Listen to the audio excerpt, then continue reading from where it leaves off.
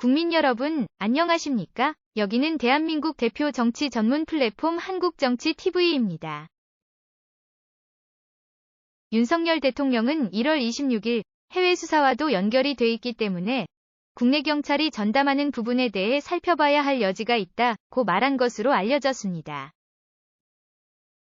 국내 언론 매체들이 보도한 내용을 종합하면 윤석열 대통령은 이날 용산 대통령실에서 여당 지도부와 점심 모임을 가졌습니다.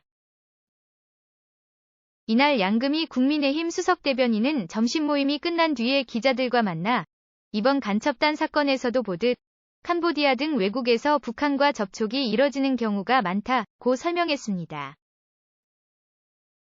그리고 그렇기 때문에 대공수사권을 이양하는 문제에 대해 검토가 필요하다는 데 의견을 모았다고 말했습니다. 대공수사권 이관 문제에 대해서 윤석열 대통령이 입장을 나타낸 것은 이번이 처음입니다. 국민의힘은 그동안 문재인 정부 때 결정된 대공수사권의 경찰 이관 문제를 다시 생각해야 한다고 주장해왔습니다. 문재인 정부는 내년 1월부터 국가정보원의 대공수사권을 경찰에 넘기는 내용의 국가정보원법 개정안을 처리한 바 있습니다. 이날 오찬에서도 국민의힘 지도부가 먼저 대공수사권의 경찰 이관 문제에 대한 대책이 필요하다는 이야기를 꺼냈고 윤석열 대통령이 여기에 호응하는 취지로 대답한 것으로 알려졌습니다. 이와 관련해서 여권의 관계자는 최근 국가정보원의 국가보안법 위반 혐의 사건 수사에서 나타났듯이 대공사건은 해외 수사와 연결돼 있다고 설명했습니다. 그리고 그렇기 때문에 국가안보에 한치위 허점이 있어서는 안 된다는 차원에서 경찰로 대공수사권을 이관하는 데 대해 살펴봐야 할 여지가 있다는 뜻이라고 말했습니다. 다만 국가정보원이 대공수사권을 계속 행사하려면 국가정보원법을 다시 개정해야 하는 만큼 국회에서 논의해야 할 사안이라고 했습니다.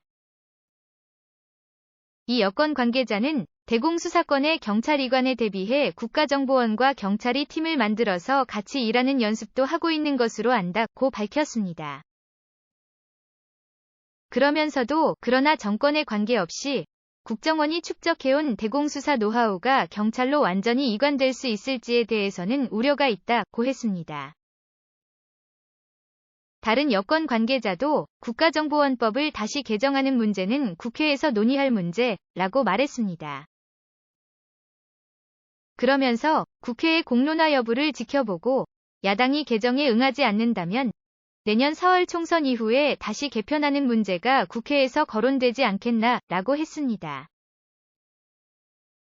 이 관계자는 해외와 연계해서 사회 곳곳에 침투한 간첩과 이적 세력을 수사하기 위해 무엇이 가장 효율적이냐를 국가안보와 국민안전 관점에서 재고해봐야 한다는 게 대통령 뜻 아니겠느냐라고 했습니다. 이것은 당장 국가정보원법의 개정이 어렵다면 내년 총선 때 정치 이슈로 삼아서 국민들의 뜻을 확인하는 절차를 거칠 수 있다는 취지로 해석할 수 있습니다. 지금까지 대한민국 대표 정치 전문 플랫폼 한국정치TV였습니다.